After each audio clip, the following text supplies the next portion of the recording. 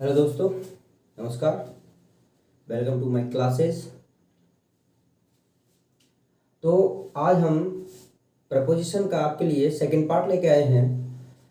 हमने पिछली वीडियो में ऑन और ऑन टू प्रपोजिशन के बारे में चर्चा की थी। आज हम जो पढ़ने वाले हैं वो है एट और इन। ये दो प्रपोजिशन हम एक साथ पढ़ेंगे।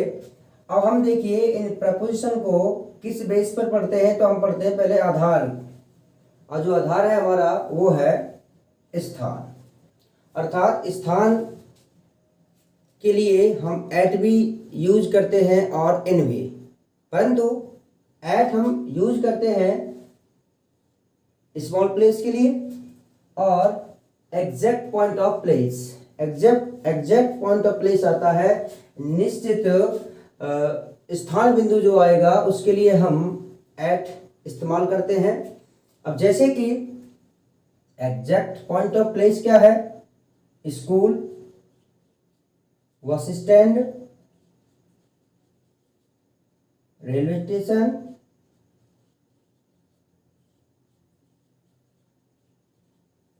हॉस्पिटल।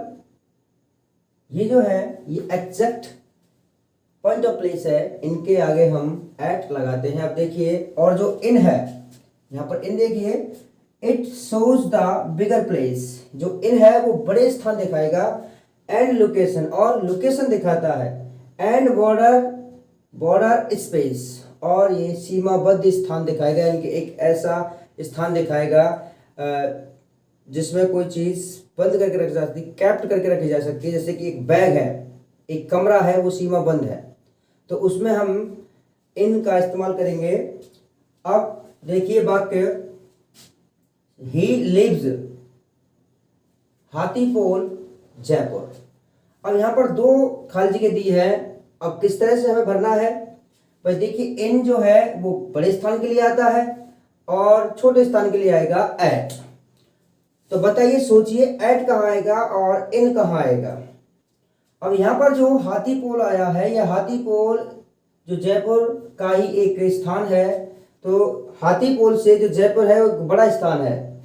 तो अब हाथीपोल के लिए हम इस्तेमाल करेंगे एट, और जयपुर के लिए इस्तेमाल होगा इन, क्योंकि जो हाथीपोल है वो जयपुर डिस्ट्रिक्ट का ही एक स्थान है।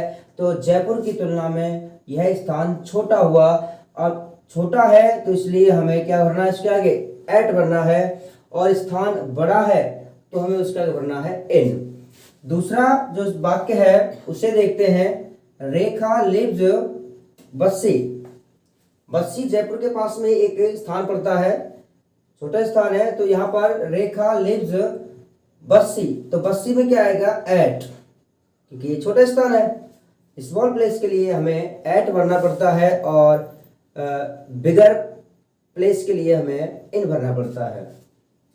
अब आगे तीसरा सेंटेंस देखते हैं। He is blank space the school gate.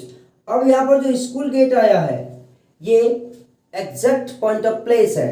Exact point of place आ जाता है तब भी हम क्या भरते हैं? हम एट भरते हैं। तो यहाँ पर हमें क्या भरना है? एट ही भरना है। He is at the school gate. उसकी स्थिति बताइए कहां पर है वो, उसका एग्जैक्ट प्लेस कौन सा है जहां पर वो खड़ा है या स्थित है? तो he is at the school gate. अब उसकी जो स्थिति है वो स्कूल गेट पर है। तो दोस्तों, इस तरह से हम छोटे स्थानों के लिए एट लगाते हैं और बड़े स्थानों के लिए इन लगाते हैं। और एग्जैक्ट पॉइंट ऑफ टाइम, निश्चित स्थान बिंदु के लिए हम एट लगाएंगे। और जो यहाँ बॉर्डर स्पेस है, सीमाबद्ध स्थानों के लिए हम इन लगाते हैं। लोकेशन के लिए हम इन लगाते हैं। अब नेक्स्ट वाक्य देखेंगे, तीसरा अगला। She is waiting, she is waiting me. वह मेरा इंतजार कर रही है। अब कहां पर? Railway station. अब ये जो रेलवे स्टेशन है ये क्या है? निश्चित स्थान बिंदु है। जब निश्चित स्थान बिंदु है तो हमें निश्चित स्थान बिंदु के लिए, एग्जैक्ट पॉइंट ऑफ प्लेस के लिए कौन सा प्रपोजिशन भरना है इन दोनों में से? बताइए। एट। तो क्या भरेंगे हम यहाँ पर? एट। अगला जो सेंटेंस है, राम वॉज स्टैंडिंग, राम खड़ा है, राम खड़ा था। अब राम कहाँ खड़ा है, वॉज स्टैंड, अर्थात ये भी एक एग्जैक्ट पॉइंट ऑफ टाइम आया है, sorry exact point of place आया है। तो यहाँ पर हमें क्या भरना है, एट ही प्रपोजिशन भरना होगा। तो इस तरह से एट प्रपोजिशन भरा जाता है जब बात आती है छोटे स्थान की या फिर एग्जैक्ट पॉइंट ऑफ प्लेस की। अब देखिए इनका उपयोग कैसे होगा, इनका इस्तेमाल किस तरह से करते हैं हम। तो it shows the bigger place, जो इन होगा यह बड़े स्थान दिखाता है, एंड लोकेशन और लोकेशन दिखाता है, एंड बॉर्डर प्लेस और सीमाबद्ध स्थान दिखाता है। यदि कोई सीमाबद्ध स्थान है तो उसके लिए हमें इन प्रपोजिशन इस्तेमाल करना पड़ता है। अब देखिए सेंटेंस देखिए, सी लिव्स, वह रहती है। अब यहाँ पर क्या आया है, इंडिया। इंडिया जो है एक बड़ा स्थान है, बिगर प्लेस है। तो हमें इंडिया से पहले इन दोनों प्रपोजिशनों में से कौन सा प्रपोजिशन भरना है बताइए। तो हम भरेंगे यहाँ पर इन, सी लिव्स इन इंडिया, क्योंकि ये एक बड़ा स्थान है। गीता लिव्स, गीता रहती है, blank space Jaipur, blank space Rajasthan. अब देखिए यहाँ पर दो स्थान दिए हैं। अभी थोड़ी देर पहले हमने जयपुर के आगे इन लगाया था, क्योंकि हाथीपोल और जयपुर की तुलना में जयपुर बड़ा है। लेकिन यहां जब तुलना की जाए जयपुर और राजस्थान, तो जयपुर और राजस्थान में से बड़ा कौन सा स्थान होगा, तो जयपुर और राजस्थान में से बड़ा स्थान है राजस्थान, और जयपुर हो गया उसकी तुलना में छोटा स्थान। तो अब जयपुर के आगे हमें एट भरना है और राजस्थान से पहले हमें इन भरना है। तो दोस्तों इस तरह से भी आपको आ सकता है। तो आप देखना, आप ये तुलना करना कि बड़ा स्थान कौन सा है उन दोनों में से, और जो बड़ा स्थान हो उसके आगे हमें इन भर देना है, और जो छोटा स्थान है उसके आगे हम भरते हैं एट। अगला सेंटेंस देखते हैं, he is blank space the room. अब जो कमरा है वो सीमाबद्ध स्थान है, एक सीमा है उसकी चारों बगल को, चारों तरफ उसकी क्या है, बाउंड्रीज है। तो हम क्या करेंगे, ये बॉर्डर प्लेस हो गया। तो बॉर्डर प्लेस के लिए भी क्या भरते हैं हम, इन। तो he is in the room, उसकी स्थिति दिखाई है, और उसकी स्थिति कहां पर दिखाई है, कमरे में। He is in the room, वह कमरे में है। जो अगला वाक्य है, the clothes are blank space the box. अब आप बताइए इसमें क्या आएगा, जो कपड़े हैं, द क्लॉथ्स कपड़े, आर खालिस्तान, द बॉक्स। तो यहाँ भी एक बॉर्डर प्लेस है, एक बॉक्स है, उसमें कपड़े रखे हैं, स्थिति है, स्थिति देखो हो रहा है यहाँ पर कपड़ों की कि कपड़े किस स्थिति पे है। तो कपड़े जो है वो बॉक्स के अंदर है। यहाँ पर जो मैं है वो अंदर का अर्थ निकाल रहा है, the clothes are in the box, कपड़े बॉक्स के अंदर है। तो इस तरह से हम एट और इनका प्रयोग करना सीख गए हैं। किसके बेस पर, स्थान के बेस पर। स्थान के बेस पर एट भी आता है और इन भी आता है, लेकिन एट आएगा स्मॉल प्लेस के लिए, एग्जैक्ट पॉइंट ऑफ प्लेस के लिए, और जो इन है वो आता है बिगर प्लेस के लिए और लोकेशन के लिए, एंड बॉर्डर स्पेस के लिए, सीमाबद्ध स्थान के लिए। स्थिति से हो रही हो तो वह हमें इन प्रपोजिशन भरना है। दोस्तों जो सेकंड पॉइंट है हमारा एट और इन का, वो है टाइम। अब टाइम के आधार पर हमें एट और इन भरना है। तो देखिए एट कहाँ आता है, it shows the exact point of time, अर्थात एग्जैक्ट पॉइंट ऑफ टाइम क्या होता है, वॉच टाइम। जो घड़ी का समय है वो एग्जैक्ट पॉइंट ऑफ टाइम है। यदि वो आता है तो हमें एट प्रपोजिशन भरना है। और इन कहाँ भरना है, इन देखिए, it shows the time duration. जो इन है वो समय अवधि को दिखाएगा, पीरियड ऑफ टाइम को दिखाता है। लाइक जैसे सीजन, ऋतु, वीक, सप्ताह, मंथ, महीना, एंड ईयर, वर्ष। इनसे पहले भी हमें इन लगाना होगा, क्योंकि टाइम ड्यूरेशन इन दिखाता है और exact point of time at दिखाता है। अब उदाहरण देखें, sentence number 1, I get up 5 o'clock, 5 बजे। मैं 5 बजे उठता हूं। तो यानी कि अब यहाँ पर जो ये 5 बजे है, ये आपको कहाँ से पता चलेगा? घड़ी से। तो आपको यहाँ से पता चलेगा कि कितना समय हुआ है। तो ये जो यहाँ पर समय दिखाया गया है, ये वॉच टाइम है। और इससे पहले हमें कौन सा प्रपोजिशन भरना है? हमें भरना है एट। तो यहाँ हम भर देंगे एट प्रपोजिशन। और सेकेंड सेंटेंस देखें तो ही कम्स होम, वह घर आता है। कब आता है? सनसेट। जो सनसेट है ये भी एग्जैक्ट पॉइंट ऑफ टाइम है, एग्जैक्ट पॉइंट ऑफ टाइम है। तो इससे पहले भी हमें अब यहां एट भरना है। अब देखें तीसरा सेंटेंस, आवर स्कूल ओपन्स, हमारा स्कूल खुलता है। कब? 10 बजे, सुबह के 10 बजे। अब ये समय का पता आपको कहां से लेगा? घड़ी से। वॉच टाइम है ये। अब ये वॉच टाइम है, और वॉच टाइम के लिए हम क्या भरते हैं? एट। तो हमें यहाँ क्या भरना होगा? एट।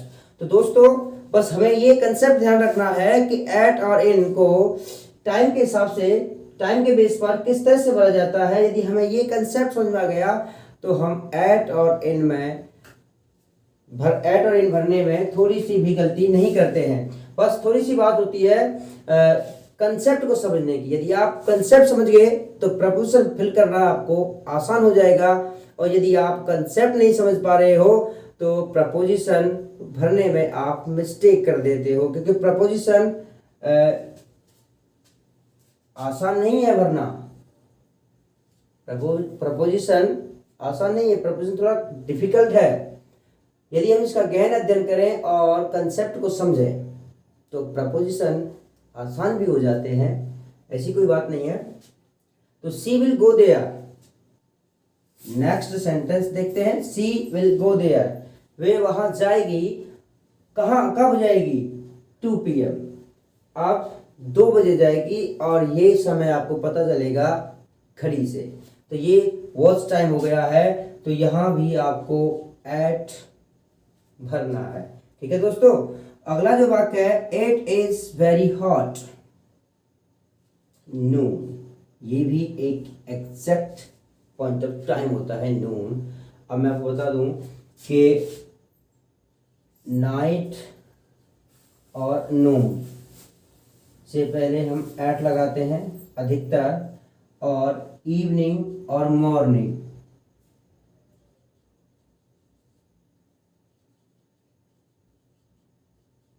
इन दोनों से पहले हम इन लगाते हैं, in the evening, in the morning. तो यहां ध्यान रखें, एट नाइट और नून के आगे हमें एट प्रपोजिशन भरना है, और मॉर्निंग और इवनिंग इन दोनों से पहले हमें इन प्रपोजिशन भरना है। अब इनका उपयोग देखें।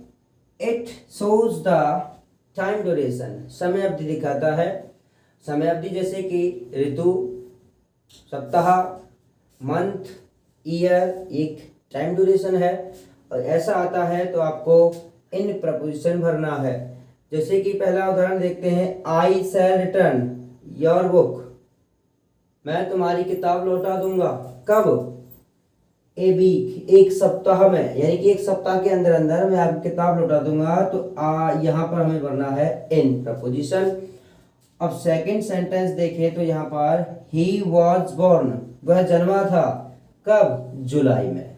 तो यहाँ एक मंथ का नाम आया है, मंथ आया है, एक टाइम ड्यूरेशन है। तो हमें यहाँ क्या भरना होगा इससे पहले? तो हमें इससे पहले भरना होगा इन प्रपोजिशन। अब अगला जो उदाहरण है वो देखते हैं, आई टेक टी, मैं चाय पीता हूँ। कब? द मॉर्निंग, अभी मैंने आपको बताया था सुबह शाम से पहले हम इन लगाते हैं। तो यहां पर आ जाएगा I take tea in the morning. अब नेक्स्ट उदाहरण, she came here, she came here, वह यहां आई। कब? विंटर, सर्दी में। सर्दी की ऋतु में वह यहाँ आई थी। तो अब हम क्या लगाएंगे इसके आगे, इन, क्योंकि ये सीजन है, सीजन का नाम है, एक ऋतु है विंटर। और जब पीरियड ऑफ टाइम आता है तो हम उनसे पहले इन इस्तेमाल करते हैं। तीसरा जो पॉइंट है हमारा एट और इन प्रपोजिशन भरने का, वो है एक्शन। अब एक्शन के आधार पर हमें एट और इन भरना है। तो दोस्तों देखिए, it shows the temporary action. जो एट है वो आपको एक अस्थायी एक्शन दिखाएगा जो कुछ ही समय का है, क्षणिक है। और जो इन है वो क्या करता है, वो परमानेंट एक्शन दिखाएगा जो स्थायी एक्शन है, परमानेंट और टेम्पररी। टेम्पररी के लिए एट आता है, परमानेंट एक्शन के लिए इन आता है। तो दोस्तों देखिए उदाहरण, मैन एट वर्क। अब आपने कहीं देखा होगा कि रेलवे ट्रैक या सड़क पर काम चल रहा है तो वहाँ एक बोर्ड लगा देते हैं मैन एट वर्क का, अर्थात वहाँ इस आपको ये दर्शाया जा रहा है कि यहाँ पर काम चल रहा है। तो ये जो वाक्य होते हैं वास्तव में कंटिन्यूअस टेंस के होते हैं। जैसे कि मैन एट वर्क, तो इसका मतलब होगा मैन आर वर्किंग नाउ, इस जगह अब लोग काम कर रहे हैं, अभी फिलहाल में चल रहा है उनका काम। दूसरा सेंटेंस देखते हैं, Ramu at beep. Ramu at beep यानी कि रामू का काम क्या है, अब रो रहा है Ramu. Now Ramu is beeping. ये जो ऐसे वाक्य होते हैं जो टेम्पररी एक्शन में एट आता है, ये वास्तव में वाक्य कंटिन्यूअस टेंस के होते हैं। यहां पर आया है रामू एट बीप, रामू का क्या काम है, रामू रो रहा है, अब रामू रो रहा है। Now Ramu is beeping. Next sentence जो है, ऋतु एट प्ले। जो ऋतु है वो क्या कर रही है, खेल रही है, यानी कि उसका जो एक्शन है वो खेलने का एक्शन है और ये एक्शन अस्थायी है, 1 घंटे 2 घंटे के बाद खत्म हो जाएगा। तो यहाँ जो ये कंटिन्यूअस टेंस हो कराएगा, नाउ ऋतु इज प्लेइंग। अब देखते हैं इनमें क्या होगा, इन प्रपोजिशन जो है वो एक्शन के हिसाब से परमानेंट एक्शन दिखाता है। और जब परमानेंट एक्शन की बात आती है तो उसके आगे हम इन प्रपोजिशन भरते हैं। जैसे कि उदाहरण, दीपक इज इन आर्मी। अब दीपक जो है वो आर्मी में है, सेना में है। अब सेना क्या है, एक टेम्पररी एक्शन तो है नहीं, परमानेंट एक्शन है। दूसरा जो वाक्य है, शीतल इज इन पुलिस। शीतल है वो पुलिस में है, तो ये भी उसका क्या हुआ, एक परमानेंट एक्शन हो रहा है। तो उससे पहले हम क्या भरेंगे, इन। अब देखिए यहाँ पर, आई एम इन एजुकेशन। मैं शिक्षा के क्षेत्र में हूँ, तो यहाँ पर मैंने क्या भरा है, इन, क्योंकि ये एक परमानेंट एक्शन शो करा रहा है। तो इस तरह से हम एट और इन के हमने ये यूजेज थे प्लेस के आधार पर, टाइप के आधार पर और एक्शन के आधार पर, वो आज हमने यहाँ पर कंप्लीट किए हैं। तो आई होप आपको समझ में आया होगा दोस्तों।